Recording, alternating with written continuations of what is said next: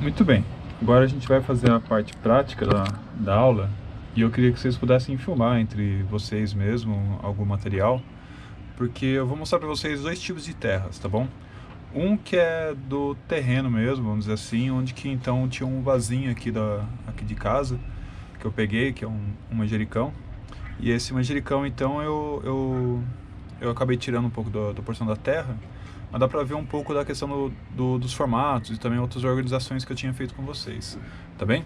Então o que acontece? Aqui mais ou menos dá pra observar que a gente tem a parte bem inicial, onde então a gente tem o chamado horizonte A, tá? O horizonte O seria basicamente essas folhinhas soltas que a gente acaba tendo, tá? E no horizonte A, onde a gente então tem toda essa parte onde que eu acabei retirando, onde a gente tem inclusive a presença das raízes, tá? As raízes finas, que a gente acaba observando direitinho, tá? Bem, vamos começar a classificação então em relação a esse solo, tá? A gente vai observar três características dele, tá? Um em relação à sua cor, outra em relação a ele úmido e outro com ele já mais molhado, né? Mais já encharcado, tá? E a gente não vai conseguir observar tanto as características em relação a esse solo quando ele estiver seco, porque o problema quando ele estiver seco é que eu precisaria colocar ele no forno e aí daria muito mais trabalho para poder realizar. Então eu queria que vocês pudessem fazer em casa esses primeiros princípios, tudo bem? Mas se a gente tivesse um solo mais seco, a gente teria que pegar esses torrões aqui de terra, tá? E teria que espremer entre eles e ver se de repente eles quebrariam facilmente ou não, tá? No caso aqui ele mantém os torrões de terra, como a gente consegue observar aqui, e esses torrões de terra eles conseguem se desmanchar mais ou menos bem, né? Então eles não dão muito trabalho, então eles não são igual, como eu falei para vocês, laterita, que você tem que fazer muita força para poder quebrar e ele quebra como se fosse um pedaço de tijolo, por exemplo, tá? Então a primeira característica que a gente vai acabar vendo é sobre ele úmido, né? E para a gente poder ver essas características úmidas, então eu vou pegar um pouquinho de água aqui, tá? E a gente vai começar a olhar um pouco. Então eu vou pegar essa porção de terra. Outra coisa que eu acabei esquecendo de falar. A primeira característica que você tem que olhar é em relação à cor. Então aqui o que a gente vê? A gente só está vendo um tipo de cor só mesmo, tá bem?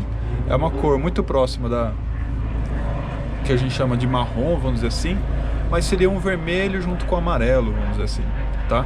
E o que isso quer dizer? Basicamente a gente tem alguns silicatos aqui e a gente não tem uma quantidade muito grande de ferro, porque se fosse uma grande quantidade de ferro a gente observaria uma cor muito mais próxima do vermelho, né? E como a gente vê aqui nesse potinho aqui. Esse potinho ele foi surgido de um local onde tinha uma grande quantidade de ferro. Então a gente acaba observando uma quantidade maior de uma cor mais avermelhada.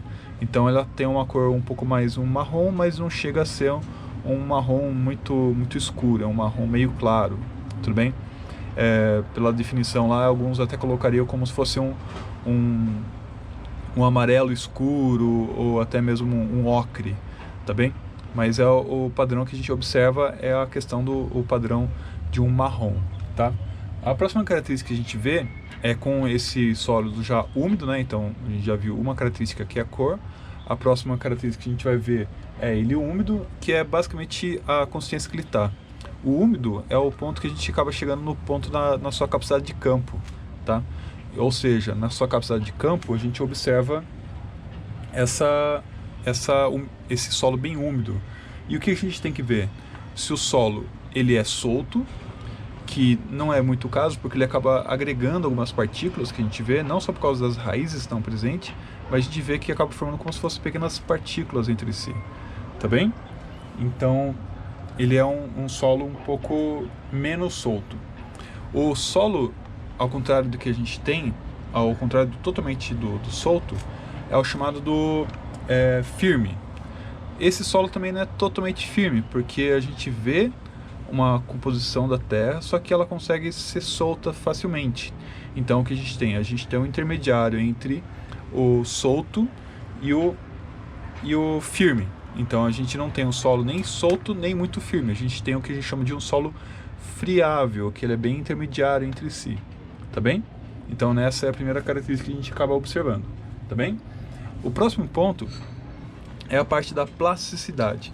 Plasticidade é bastante bacana para ser aquela brincadeira de fazer massinha, tá? Então a gente vai pegar um pouquinho da água, vai molhar um pouco mais, e aí a gente vai formar então, deixa eu pegar um torrão mais homogêneo aqui.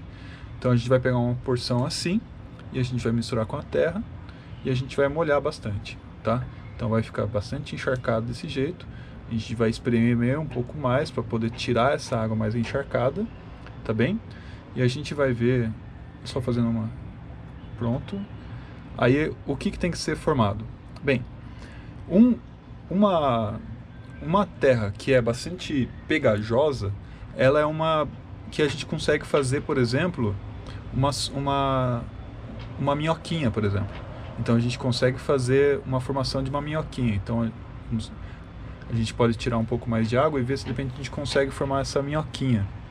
Então no caso ela não consegue formar muito bem uma minhoquinha. Então ela é uma não tão pegajosa assim.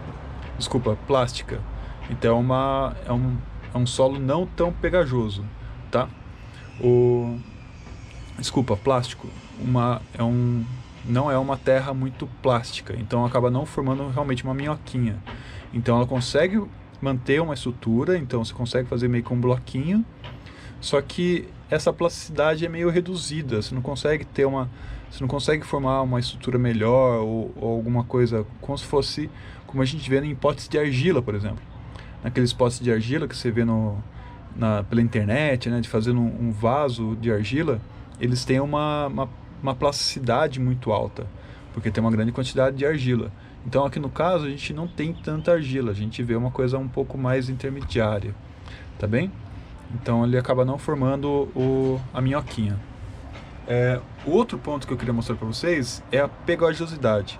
A pegajosidade é isso daqui, ó. Você conseguir, quando você espreme um grão de essa lama, né, junto com você, quando você vai afastar dessa maneira, ela tem que meio que manter essa continuação, como a gente vê aqui, ó. Aqui no caso a gente vê uma coisa muito próxima do chamado pegajoso. Então é uma lama pegajosa, só que não acaba formando uma estrutura muito grande, ó, até uma pegajosidade relativamente alta.